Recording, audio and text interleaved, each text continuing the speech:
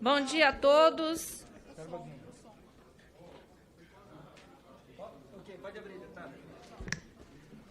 Bom dia a todos. Havendo número real, ou melhor, número regimental, declaro aberta a presente reunião. Temos já número suficiente para abrir, porém ainda não temos para deliberar, mas já vamos dar início. Passo a palavra ao nosso amigo deputado Fábio Mitidieri. Isso mesmo. Presidenta, eu primeiro quero agradecer a oportunidade de falar nessa comissão. Eu sou o relator do projeto 4367, que trata do 14º salário dos aposentados e pensionistas. É um projeto que tem um apelo muito grande. Tenho recebido mensagens de dezenas de entidades, tenho recebido mensagens de milhares de aposentados e pensionistas de todo o país, nos cobrando a apreciação desse projeto pela comissão, e um projeto que semana após semana tem sido retirado de pauta, e hoje mesmo já temos aqui alguns pedidos de retirada de pauta também do projeto 4367. Faço um apelo aos meus colegas deputados para que a gente possa apreciar e aprovar esse projeto, que é tão importante para os aposentados e pensionistas que não receberam um auxílio específico durante toda essa pandemia, que vem sofrendo com perda de arrecadação, com essa triste realidade que nós estamos vivendo. Então, faço aqui um apelo aos colegas que tenham sensibilidade com os aposentados e pensionistas e possam aprovar, ou pelo menos deixar que a gente leia hoje esse projeto e apreciá-lo na votação seguinte. Mas, importante é que essa casa veja que nós já estamos terminando o mês de outubro, o ano está acabando, e que a gente possa lembrar dos aposentados e pensionistas aprovando o PL 4367, e eu parabenizo o deputado Pompeu de Matos, que é o autor do projeto, e que, se Deus quiser, essa FT vai aprovar logo em breve. Peço aos meus colegas deputados que pensem nos aposentados e pensionistas do Brasil e aprovem esse projeto 4367, que está na pauta de hoje. Senhora presidente. Deixa eu só fazer um comentário aqui rapidinho. Bom, nobre deputado, eu entendo muito bem, né, as suas razões. Inclusive, eu também tenho sido bastante acionada junto às redes sociais. Diariamente eu respondo ali, eu mesmo tenho respondido umas 100 mensagens diárias só numa rede. As demais eu não consigo controlar todas, e todos pedindo a mesma coisa. Agora, eu não cheguei a ler a fundo o seu projeto, mas eu pressuponho que essa resistência talvez esteja se dando pela ausência da indicação da fonte de custeio. Nós sabemos que todo o projeto de lei que traz algum aumento de despesa para a União, algum tipo de renúncia fiscal, nós temos que dizer exatamente qual vai ser a sua fonte de custeio, o seu impacto financeiro e orçamentário nas contas públicas. Eu sempre digo isso aos meus seguidores, e eu tenho feito questão de responder àqueles que têm me acionado pelas redes nesse sentido. E eu repito isso sempre. Gente, o Brasil, aqui nós não temos uma fábrica de dinheiro. Nós temos dívida pública, e como toda dívida, mesmo aquela dívida que a gente tem dentro de casa, ela tem um limite. E nós aqui no Brasil estamos com endividamento muito alto, em boa parte em razão dos impactos da pandemia. Agora nós estamos naquela fase, então o governo federal gastou muito mesmo para contornar toda a crise na saúde, nos auxílios emergenciais, que se fizeram necessários, evidente, nos programas de manutenção de emprego. Tivemos uma série de renúncias fiscais que também fizeram reduzir, e muito significativamente, a arrecadação do governo. E quando eu digo governo, não estou falando das personas que fazem parte do governo, como o presidente, o vice, como nós aqui. Eu falo o povo. Então, quer dizer, isso tudo vai diretamente, se influencia diretamente. E como influencia? Na inflação. Né? Existe aquela regrinha bem antiga que todo mundo aqui já conhece, que quando o governo gasta mais do que arrecada, tem inflação. E quanto mais o governo gasta do que arrecada, maior o índice da inflação. E a inflação ela é altamente progressiva, prejudicial, principalmente para a população mais carente. Então, nós aqui temos que ter muito cuidado, porque, às vezes, um projeto de lei que hoje é um projeto de alto clamor popular, que é um projeto assim que poderia trazer uma solução imediata para um problema imediato, num prazo muito curto, pode ser uma desgraça, porque só faz aumentar a inflação, e a inflação alcança a todos. Então, a gente sempre pede uma compreensão muito grande dos nobres colegas, a gente sempre pede uma compreensão muito grande daqueles que nos seguem pelas redes sociais e nos pleiteiam a aprovação de um determinado projeto aqui dentro, porque tudo tem que ser feito com muito cuidado, porque senão aquela população que a gente visa beneficiar vai ser a principal prejudicada. Então, para tudo, temos que buscar sempre o equilíbrio. Então, nobre deputado, o que eu quero dizer para o senhor, compreendo perfeitamente as razões do seu projeto, compreendo perfeitamente as razões daqueles que têm nos buscado ajuda. Pela ordem, presidente. Só um minutinho, por favor. Com todo respeito, mas não cabe a quem preside a mesa tudo bem, mas eu tenho opinião sobre o projeto de parlamentar. Não é minha opinião sobre parlamentar. Quem vai decidir isso é a casa, tem que fazer isso sentada aqui como parlamentar. Mas enquanto presidente, além de ser descortês... Eu estou com a palavra. Não é uma prerrogativa. Eu estou na minha prerrogativa porque estou presidindo essa mesa e tenho o tempo da minha palavra. Não estou criticando o projeto do nobre colega, muito pelo contrário, estou apenas fazendo aqui um juízo, mas que com certeza é o plenário quem vai decidir. Obrigada. Enio Verri, por favor, o senhor com a palavra. Presidente, antes de tudo, eu indago a mesa, com todo respeito a Vossa Excelência, que quando a Vossa Excelência for manifestar qualquer posição, diz o regimento, Vossa Excelência senta conosco aqui, outra pessoa substitui, Vossa Excelência manifesta-se e depois volta. Isso é um primeiro aspecto em respeito à ordem da casa. Então, indiferente da sua opinião, que tem que ser respeitada, seja ela qual for, porque aqui é a casa das diferenças. Mas usar o palanque natural que o seu cargo lhe permite, porque Vossa Excelência foi indicada pelo presidente, não é justo. Fora isso, o que eu gostaria de dizer é o seguinte. Primeiro, sobre o 467, que o nobre deputado defende, ele é um debate profundo numa comissão como a nossa, a Comissão de Finanças e Tributação. Agora, alternativas, caso a gente queira, é possível. Então, eu quero ficar no primeiro ponto. Se o nobre relator ele colocasse lá em aumentar 0,5% a contribuição social do lucro líquido dos bancos, se ele colocasse na proposta dele, já teria atingido as exigências da lei de diretrizes, da lei de responsabilidade e do regimento dessa casa. Bastava apenas ele colocasse de qual é a origem. Daqui a origem. Ah, mas não passa. Não, meu papel é apresentar a origem, depois é outro assunto. Então, só isso já resolveria. Agora, a gente trabalhar com a lógica que 14º salário para aposentados resulta numa inflação, ela é uma análise, em minha opinião, ela tem um caminho só. Ela não faz uma análise da inflação como um todo. Por exemplo, nada aumenta mais a inflação hoje do que o PPI. À medida que o governo escolheu, ele escolheu, junto com o Paulo Guedes e o presidente, uma política de preço do combustível que segue a variação internacional e a variação do dólar, o combustível sobe todos os dias. Vamos chegar a R$10 muito em breve. Bem, não tem nada que causa mais inflação do que o combustível. Aumento de salário de pobre não causa inflação, porque o pobre, ele, no máximo, vai consumir, e consumindo ele vai retomar a produção no momento de crise. Nós temos um momento de crise gigantesca. Se o povo ganha mais, o povo ganhando mais vai comer, porque é só pobre mesmo, 90% é salário mínimo. A população vai comer melhor, retoma a economia, gera produção. É diferente da gente favorecer os mais ricos, porque aí sim você transforma tudo em mercado financeiro, em especulação, que eu tenho certeza que Vossa Excelência também não concorda, que é a posição de Vossa Excelência. Agora, a gente tem que entender isso. Nós temos que ter uma visão única. Se 14º salário de aposentado, que 93% é o salário mínimo, causa inflação, o que dizer da política de preços internacional que a Petrobras segue, acompanhando a variação cambial? Acontece o que está acontecendo aí. Esse mês que nós tivemos passado foi o maior índice de inflação nos últimos 20 anos. Esse ano, a inflação vai passar dos 10%. Ora, se aumenta os 10% da inflação, o que significa isso? Inflação é assim, se eu tenho mercadoria, a mercadoria vai subir de preço, eu ganho mais. Agora, se eu tenho salário, se tem inflação, eu ganho menos. Então, na verdade, a inflação ela é favorável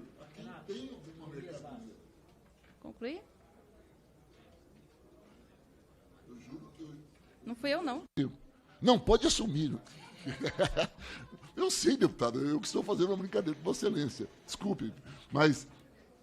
Já estamos em discussão de mérito do projeto, não, presidente? Não, nós ainda nem iniciamos, nem quórum não iniciamos a deliberação por esse motivo, que eu expus aqui minha opinião. Isso. E outro detalhe, eu não fui indicada pelo deputado Júlio César. Eu sou eleita vice-presidente aqui da... Indiferente a isso, deputada. Maior mérito seu ainda. Você foi eleita. Você foi eleita porque eu votei também em Vossa Excelência. Mas apenas estou tratando da questão de onde fica. E, por fim, eu só quero encerrar sobre isso, sobre o que causa inflação. E quero encerrar dizendo que salário de aposentado não causa inflação em momentos de crise. Se fosse no momento de alta demanda, sim. Agora, não.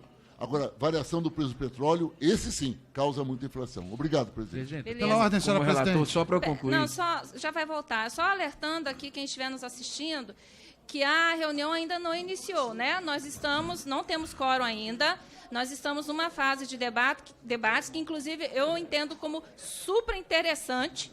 É aqui esse momento, quantas vezes a gente espera, né, deputado Enio, esse momento aqui para a gente poder discutir. Devolvo a palavra para o autor do projeto 4.000, relator, por gentileza. Isso, eu quero só, Luiz Miranda, para mais uma vez contestar um pouquinho.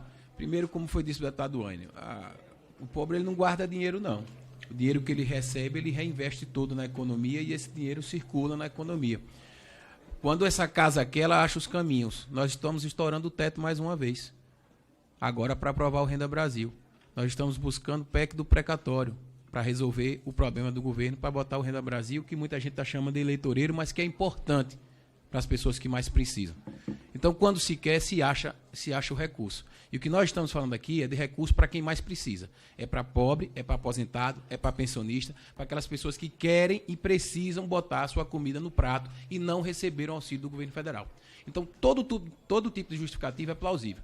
Todo tipo de discurso a gente entende porque é um direito democrático que Vossa Excelência tem, qualquer colega nessa casa tem. Agora, a verdade e a prática é que ninguém está olhando pelo lado dos aposentados. Porque tem discurso para todo tipo de situação aqui. Quando se quer aprovar um projeto nessa casa, se acha qualquer fonte de receita aqui. O deputado Enio acabou de colocar uma sugestão aqui. Então, o que eu faço apelo aos colegas deputados é que vamos priorizar quem mais precisa, porque a miséria chegou, a fome está aí, a gasolina está batendo R$10, o gás de cozinha custa 10% de um salário mínimo. A Petrobras tem uma política econômica que dolarizou tudo quando seus custos são 80% em reais. Mas ela não quer saber disso, porque os acionistas estão felizes. E o dono da Petrobras, que é o povo brasileiro, é dono de H, porque o Guedes já quer vender a Petrobras. Então, quando o Paulo Guedes quer e quando a equipe econômica quer, ela arranja caminho. E essa casa também sabe buscar os seus caminhos. Então, vamos aprovar esse projeto e eu faço um apelo aqui aos colegas deputados para pensar em quem mais precisa, que são os aposentados e pensionistas desse país. Pela ordem, senhor presidente, eu gostaria da palavra um minutinho, porque, afinal de contas, nós estamos... Posso dar preferência para quem está inscrito? Sim, então não coloca o meu nome aí, que eu sou autor do projeto de retirada de pauta. Foi antecipada a discussão de mérito, eu acho que vale a pena. Não estamos no mérito ainda, não. Não, mas de forma informal. Tá. Mas coloca o meu nome, então. Coloca aqui. Deixa eu só abrir para o deputado Elias Vaz. Senão não fica um debate, fica um monólogo. Só não, tem um lado falando e aí fica parecendo que o governo é malvado. Não, perfeito. E que os super-heróis defensores dos pobres estão aqui contra um governo malvado. Tá, tudo bem. E a gente vai ter que vencer essa narrativa aqui. Eu estou inscrevendo o senhor, aí eu vou passar a palavra do deputado Elias, que já estava inscrito. Perfeito. Senão vão dizer que eu sou injusta. Aí já passo para o senhor, tá bom? Ok. Presidente, muito obrigado. Presidente, assim, olha, eu também acho importante manifestar sobre esse tema, até porque também estou sendo questionado, como Vossa Excelência, nas redes sociais. O pessoal tem, de forma democrática, né, acho que isso faz parte da democracia, que a população, de uma forma geral, cobre uma posição dos seus representantes. E eu quero aqui concordar com as palavras do deputado Enio Verri, porque é interessante, deputado, quando a gente faz uma discussão sobre o problema da desigualdade social no Brasil, quase todo mundo concorda que esse problema é grave, que precisa resolver, mas quando a gente pega um exemplo concreto na vida real, aí se encontra mil dificuldades. É impressionante.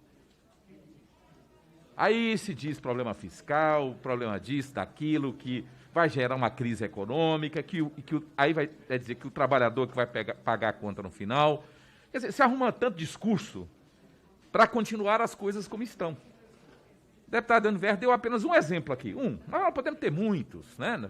Questão de taxação das grandes fortunas, tem tantos caminhos que a gente pode claramente tirar um retrato do país e falar assim, olha, é preciso que quem está muito bem financeiramente dê sua contribuição nesse momento de crise. E a gente precisa ajudar essas pessoas que estão na base da pirâmide. Nós estamos falando aqui de boa parte aqui, quer dizer, que foi colocado, é de gente que ganha um salário mínimo. Então, quer dizer, dar um 14º salário, quer dizer, isso é uma situação assim, que eu acho que é importantíssimo a gente colocar isso como uma contribuição que o país está dando para a gente superar essa dificuldade que a gente está vivendo. Então, caminhos, deputado Luiz Miranda, a gente tem que encontrar. Agora, o que não dá é para dizer o seguinte, não, olha, a solução, isso vai gerar problema fiscal, né? Eu, particularmente, acho que essa questão do teto, a gente precisa ter muito cuidado com ela. Claro que a gente tem que ter o teto, mas o teto não pode servir como instrumento de amarrar a estrutura de governo em resolver problemas sociais básicos, fundamentais. Eu sempre falo, olha, se a gente vai para resolver o problema do teto, vamos resolver.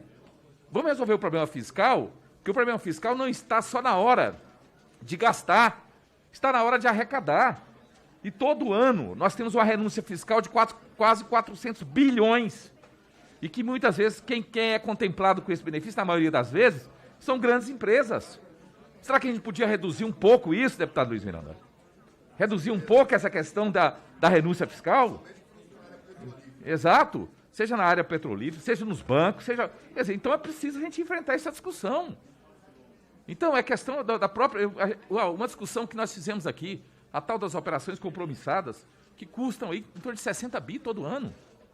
Né? Que trabalha, que é em nome de manter a questão de uma luta contra a inflação. Quer dizer, é uma situação que até nós aprovamos aqui uma PFC que está, na verdade, tramitando lá no Tribunal de Contas, que a gente espera receber o relatório o mais rápido possível, porque isso tem gerado uma dívida enorme no país a cada ano. Então, assim, isso para favorecer banqueiros. Então, eu estou só colocando aqui exemplos, quem precisa fazer essa discussão? E eu tenho certeza que aqui não é questão de oposição e situação, acho que é a vontade que nós temos. Agora, nós precisamos ter coragem de enfrentar esse debate. Certo? Nós temos que mostrar o seguinte, olha, se tem injustiça, se tem desigualdade, nós precisamos enfrentar isso. Né? E se é preciso a gente colocar justiça, que tenha um pouquinho de sacrifício daqueles que ganham muito, né? Então é preciso que a gente coloque, que encontre esse caminho. Mas eu penso que essa resposta tem que ser dada. Né? O aposentado precisa ser respeitado, principalmente, sobretudo, esse aposentado que ganha, né, que está lá na base da pirâmide, que ganha o salário mínimo. Então, eu penso que essa casa é uma oportunidade, não só dessa comissão, mas dessa casa, de dar uma resposta para um segmento tão importante que sofre tanto com essa crise que nós estamos vivendo no país. Perfeito, deputado. Agora vou passar a palavra para o deputado Márcio Labre. Obrigado, senhora presidente. Bom dia a todos os colegas deputados. Olha, vamos só deixar uma coisa bem clara aqui, bem clara, para não fazer, como isso aqui é uma audiência aqui, é um evento que está sendo publicado, está ao vivo, a população, a sociedade está assistindo, até aqui a discussão está dando a entender que existe contras e a favores de liberar, de aprovar o 4367. Não se trata disso, essa falsa dicotomia, já que estamos buscando honestidade para discutir o assunto, sejamos honestos até o início, até o fim. Né? Conversei aqui em off com o relator, e o que eu disse a ele, vamos tentar tirar de pauta, não para discutir mérito, para a gente avaliar o impacto orçamentário e, qual é o principal detalhe? O autor do projeto já colocou um 14º salário por 4 anos sucessivos, ou seja, eu tenho a impressão de que o nosso ilustre deputado, o Pompeu de Matos, que fez o projeto, ele deve ter um nível de conhecimento de economia para já projetar que daqui a 4 anos o país ainda vai estar precisando pagar 14º salário. A questão não é pagar agora. Todo mundo sabe, o governo entende, é consenso, que esse ano a crise está muito bruta e vai precisar realmente dar um 14º para o aposentado. Pode ser que ano que vem precise, vamos discutir isso novamente, mas cada movimento desse, nós estamos falando de 80 bilhões de reais. Isso não é um troco de pão na padaria.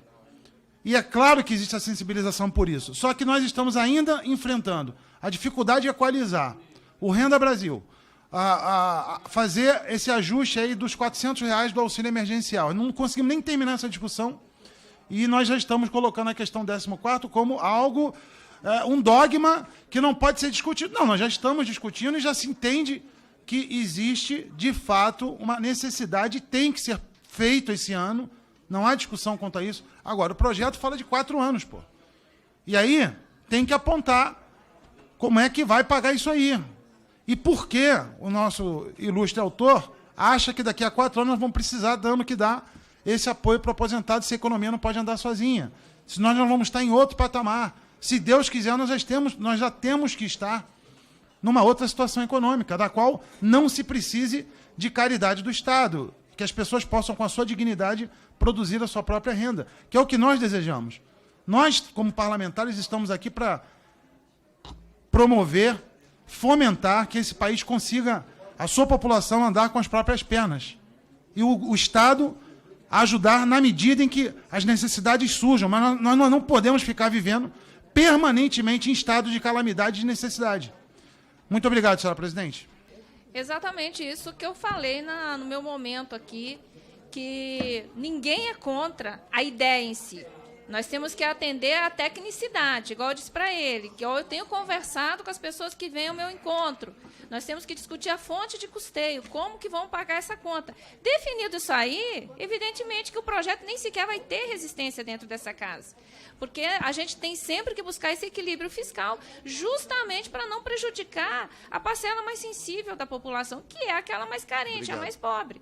Né? Nós temos que ter esse cuidado, o meu amigo aqui, Elias Vaz, sabe disso, Enio Ver, que é um economista, sabe muito bem disso.